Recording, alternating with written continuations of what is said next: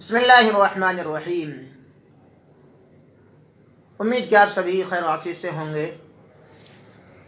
बहुत सारे हमारे अहबाब हैं जो इस बात के लिए बार बार इसरार करते हैं कि कुरान मजीद की जो बेसिक मालूमात हैं वो किताबों के अंदर मिलती हैं और जब बयान होते हैं, जलसे होते हैं, तो उनमें वाक़यात बताए जाते हैं।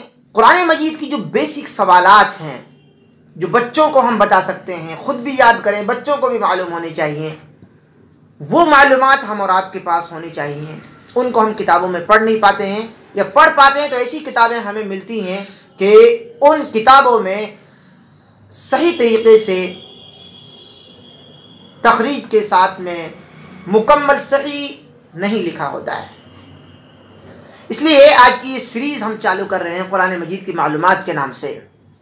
आज की वीडियो में हम कुछ अहम चीज़ें कुरान मजीद के ताल्लुक़ से बयान करेंगे। कुरान मजीद अल्लाह रब्बुल आलमीन की किताब है और अल्लाह रब्बुल आलमीन की तरफ से नाजिल हुई। एक बात तो ये है। दूसरी बात, आखिरी नबी जनाब मोहम्मद रसूलुल्लाह सल्लल्लाहु अलैहि वसल्लम पर यह किताब नाजिल हुई।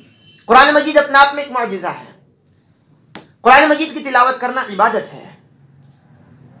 कुरान मजीद को समझ कर पढ़ना ये अफजल है, और अगर आप ऐसे ही पढ़ रहे हैं तब भी अल्लाह रब्बुल आलमीन हर लफ्ज़ के बदले आपको 10 नेकी अता फरमाता है। रमज़ान में ये नेकी और बढ़ जाती है। कुरान मजीद में 30 पारे हैं। कुरान मजीद में 114 सूरतें हैं। हर सूरत के शुरू में बिस्मिल्लाहिर्रहमानिर्रहीम लिखा हुआ है, लेकिन एक सूरत के शुरू में नहीं लिखा हुआ है। वो है सूरत तौबा, सूरत नंबर 9, 10वें पारे के अंदर मौजूद है। देखिए, हम एक एक लफ्ज़ में आपको बहुत सारी मालूमात दे रहे हैं, और ये पहली वीडियो है। आगे की जो सीरीज़ आएंगी उसमें बहुत सारी चीज़ें आपको मिलेंगी।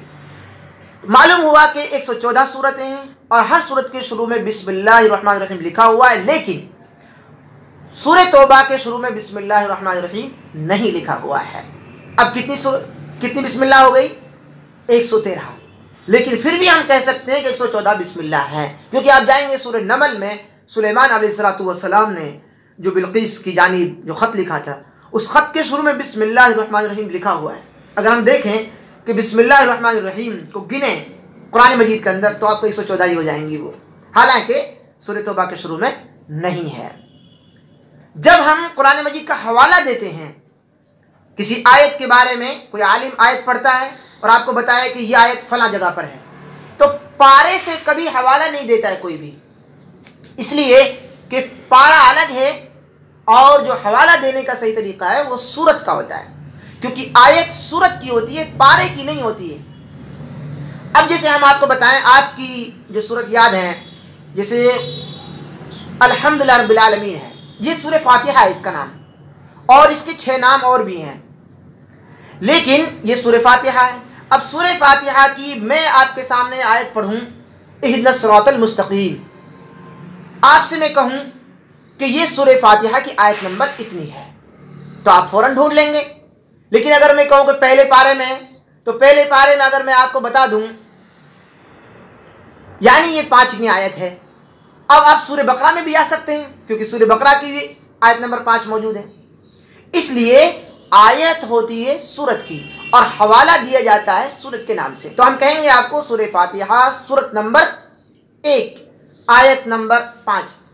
जैसे अल्लाह रब्बुल आलमीन की रुबूबियत के ऊपर दलील दी जाती है और है मौजूद अल्हम्दुलिल्लाह रब्बिल आलमीन, तो हम रेफरेंस देंगे आपको सूरह फातिहा सूरत नंबर 1 आयत नंबर 1।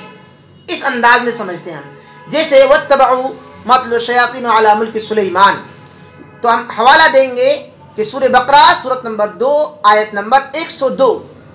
इस अंदाज में ये रेफरेंस चलता है। रुकू क्या है और सजदे क्या हैं, वक्फे क्या होते हैं अलग अलग, और भी कुरान मजीद में कितने यानी पहाड़ों का नाम आया, कितनी जगहों का नाम आया, कितने रसूलों का नाम आया है, कितने रंगों का नाम आया है, कितनी चीज़ों का नाम आया है, कितने जानवरों का नाम आया है, कितने पक्षियों का नाम आया है, ऐसी बहुत सारी मालूमात हम इस कुरानी सीरीज़ में आपके सामने रखने जा रहे हैं। लिहाजा आप इक़रा स्टडी सेंटर चैनल को सब्सक्राइब कीजिए, लाइक कीजिए और देखते रहिए कि ये कुरान मजीद की जो हम सीरीज़ आपके सामने रख रहे हैं, बहुत छोटी छोटी वीडियो, ये पहली वीडियो थी इसलिए थोड़ी लंबी हो गई है, वरना 3-3 मिनट की 4-4 मिनट की हम वीडियो आपके सामने रखेंगे और कुरान मजीद की बेसिक मालूमात, बहुत सारी दिलचस्प मालूमात आपके सामने हम शेयर करेंगे। उम्मीद कि आपको ये सीरीज़ अच्छी लगी होगी। लाइक कर दीजिए और इसी अंदाज में हमारे वीडियोस को अपने दोस्त अहबाब के लिए शेयर कीजिए ताकि बच्चों को ये बेसिक मालूमात मालूम हो सके। जज़ाकुमुल्लाहु खैर।